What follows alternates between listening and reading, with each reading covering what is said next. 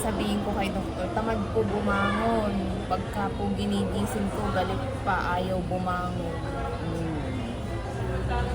Tapos lagi pong inaantok. Lagi po nakapikit. Sekretary kay Dr. Sige. Para siya. La, anong sasabihin nyo pag tinanong kayo, kamusta kayo? Anong sasabihin nyo? Ha? Ano hindi kayo maiintindihan? Yan na. Ba? Yan, kayo na sa paper. Tatanungin na kayo. Tatanungin na kayo la.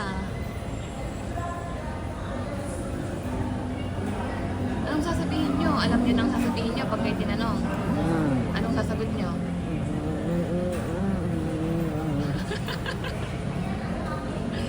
Bahala kayo, malapit kayo.